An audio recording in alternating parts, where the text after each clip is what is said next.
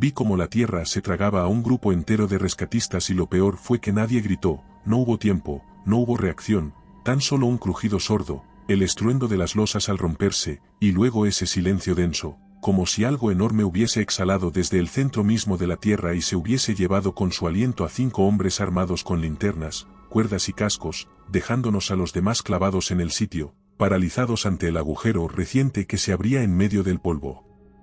Y las ruinas, entre los restos de un barrio que ya no existía, que el temblor de 2 días antes había reducido a cascotes, varillas y escombros calientes.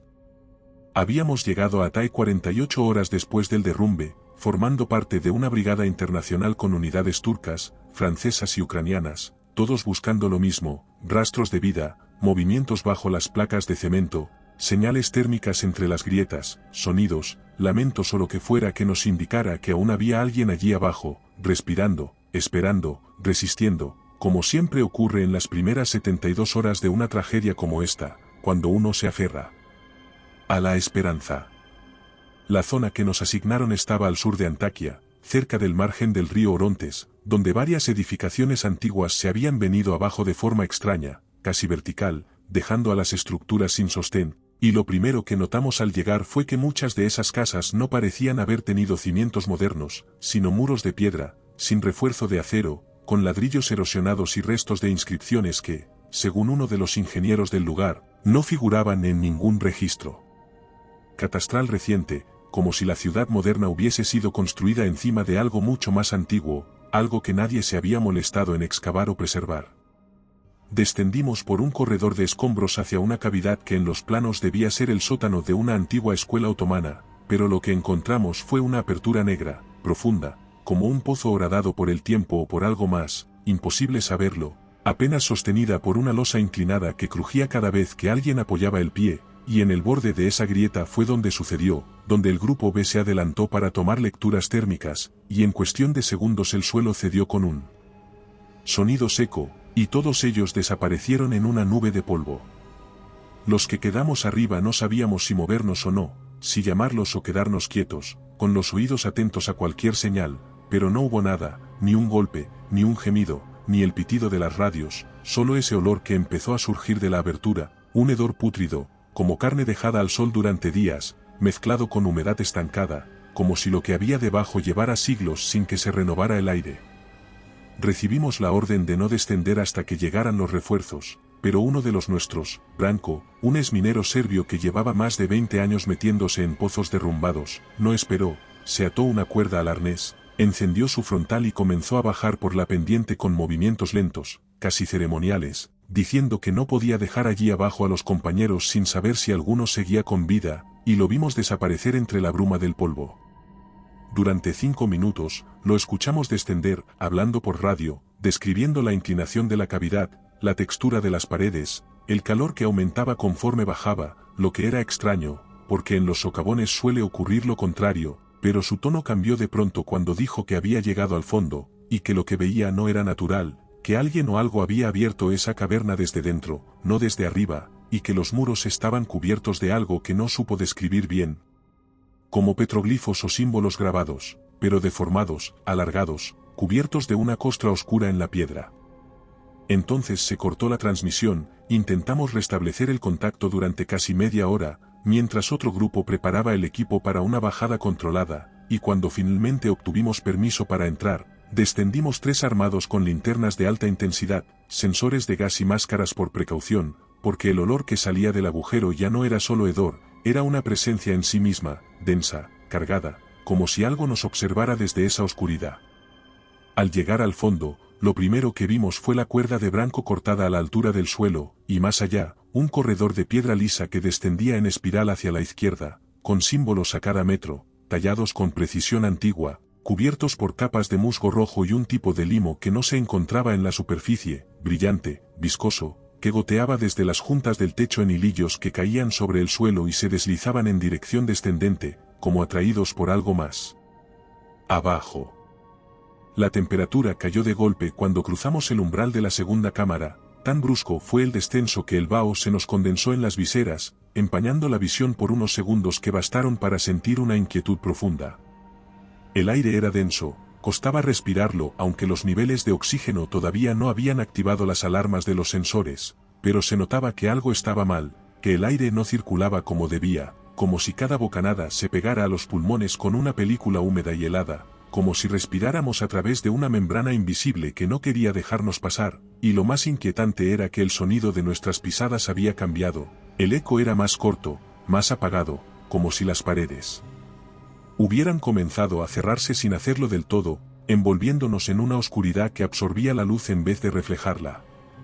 No vimos al esminero de inmediato, fue un destello al fondo, algo que colgaba de una formación rocosa, algo que brillaba, y cuando nos acercamos no fue el cuerpo lo que reconocimos primero, sino la forma en que estaba colgado, enredado en su propio arnés, suspendido por los hombros con los brazos colgando y las piernas abiertas como si lo hubiesen colocado allí con una intención ritual, pero lo peor, lo absolutamente insoportable, fue la piel, o más bien la ausencia de ella, como si alguien hubiese retirado la piel entera. Alguien dijo una oración, pero no llegó a terminarla porque escuchamos un sonido que no era de un animal, un burbujeo profundo, húmedo, como si una criatura respirara a través de un líquido denso y venía desde el túnel que habíamos dejado atrás, y que ahora parecía más estrecho, más oscuro. Volvimos las linternas hacia la entrada al mismo tiempo, y allí lo vimos, o al menos lo que nuestros cerebros nos permitieron ver, porque era como si la criatura no pudiera ser comprendida por completo, como si solo pudiésemos captar partes sueltas de su anatomía, pero incluso así, vimos el movimiento reptante, el cuerpo alargado que se deslizaba sin hacer ruido sobre el limo, la piel viscosa que parecía sudar oscuridad, el tórax ensanchado como una campana invertida, sin ojos, sin rostro, sin boca visible, aunque sabíamos que podía olernos, que podía escucharnos, que podía distinguir nuestros pasos con precisión, porque en cuanto dimos un paso atrás, se lanzó. No corrió, se disparó como un proyectil, impulsado por la fuerza de todo su cuerpo, y alcanzó al primero sin esfuerzo, clavando unas garras curvas, brillantes, en su pecho, levantándolo del suelo con facilidad y estrellándolo contra la pared con un golpe que sonó, a huesos fragmentándose como ramas secas, y antes de que el cuerpo cayera, ya estaba encima del segundo, deslizándose sobre él, cubriéndolo por completo mientras los gritos se convertían en gorgoteos, y lo que escuchamos no fueron mordiscos ni desgarros, sino el sonido de algo despegándose, como una tela siendo arrancada de una superficie húmeda. Disparamos bengalas, arrojamos herramientas, incluso una pequeña carga de demolición que uno de los técnicos llevaba por protocolo, y aunque el estallido iluminó el túnel con un destello anaranjado que quemó nuestras retinas durante unos segundos, la criatura no desapareció, no se quemó, no huyó, simplemente se agazapó contra el techo, y luego volvió a descender, siempre en silencio, siempre desde un ángulo distinto, como si supiera exactamente dónde apuntar para desorientarnos. Caímos uno a uno, no porque no lucháramos, sino porque ella, o eso, o lo que fuera, siempre iba un paso adelante, moviéndose por las sombras y cuando me vi solo, cubierto de restos, con el traje rasgado y las manos temblando, supe que no podía escapar corriendo, que mi única posibilidad era encerrarme en algún lugar donde no pudiera alcanzarme, donde pudiera esperar sin ser oído, sin ser olido, sin ser sentido. Vi una grieta lateral, estrecha, apenas un resquicio entre dos bloques derrumbados, y me lancé hacia ella, sintiendo como me raspaba los costados, pero logré pasar, me introduje en la cavidad y me quedé quieto, pegado a la roca, respirando con la boca cerrada, mordiéndome el puño para no gemir, escuchando afuera como el burbujeo se alejaba. Y así, en la más absoluta oscuridad, comencé a esperar, no sé cuánto tiempo estuve allí dentro, acurrucado, sintiendo como la humedad se me pegaba a la piel, temblando no por el frío sino por el dolor punzante que me atravesaba el costado donde algo me había rajado, una garra, una esquirla o quizá un trozo de hueso que no era mío, pero lo que sí recuerdo con absoluta claridad fue el momento en que supe que si no me movía entonces, si no arrastraba mi cuerpo herido por ese túnel de piedra, no saldría nunca, porque la criatura no me había olvidado, tan solo me había dejado para más tarde, como una pieza de caza mal herida que aún se agitaba, y que sería devorada en cuanto dejara de moverse. Me arrastré guiándome por el tacto, no sabía a dónde iba, solo recordaba vagamente un conducto estrecho que habíamos visto al bajar, una salida secundaria de aire, un túnel de ventilación, sabía que tenía que encontrarlo antes de que aquello decidiera venir por mí. Tardé una eternidad en encontrar la abertura, era apenas una hendidura en la roca, un hueco tan estrecho que tuve que quitarme el casco y soltar la mochila para entrar. me impulsé con los codos, con las rodillas, gimiendo en silencio cada vez que mi cuerpo quedaba atrapado entre las paredes, porque no había opción de retroceder. El túnel subía en espiral, torcido, como si no hubiese sido hecho por manos humanas sino por algo que cavó a ciegas, y cuanto más ascendía, más me dolían los pulmones. Más heridas me iba haciendo, más fuerte latía mi corazón. Entonces lo escuché, el burbujeo, el arrastre, el sonido húmedo de carne arrastrándose por piedra, de nuevo muy cerca, demasiado cerca, como si supiera exactamente por dónde escapaba, como si hubiese estado jugando conmigo todo ese tiempo, y ahora viniera a reclamar su presa, y fue en ese momento, justo cuando sentí su aliento a centímetros de mi pierna, que me impulsé con toda la fuerza que me quedaba, empujando el cuerpo seguí subiendo, gritando ahora sí, gritando con la garganta seca. Vi la luz natural, real, filtrándose por una ranura, una grieta horizontal a escasos metros sobre mi cabeza, y en ella, las sombras de figuras humanas, voces que no entendía, radios que crepitaban, órdenes gritadas, botas corriendo, soldados turcos sellando la entrada con maquinaria pesada, con cinta de seguridad, con armas al hombro y rostros tensos como si supieran exactamente lo que había ahí abajo. Grité, uno de ellos se acercó, gritó algo, me tendió una mano, y cuando la tomé, me sacaron, cubierto de heridas, barro y carne ajena, y fue entonces, solo entonces, que una de las máquinas descargó un bloque de hormigón sobre la grieta de la que yo había salido, sellándola de forma definitiva, con un estruendo que hizo vibrar la tierra, y entonces entendí, comprendí sin que nadie me lo explicara, que aquello no era un rescate, era un control de daños.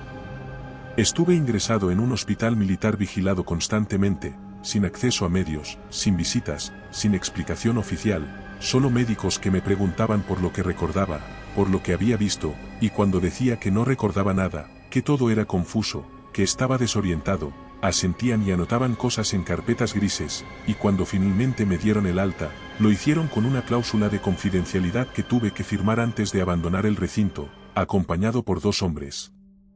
sin uniforme que me dejaron en una estación de tren sin decir una palabra. Volví a mi país, a mi casa, a mi sótano, donde el silencio era limpio, donde el aire no olía a descomposición, donde podía dormir por unas horas antes de que los recuerdos me sacaran de la cama empapado en sudor, con la sensación de que algo me rozaba los talones mientras subía, de que una garra me acariciaba la nuca en sueños, de que el burbujeo nunca se había ido del todo.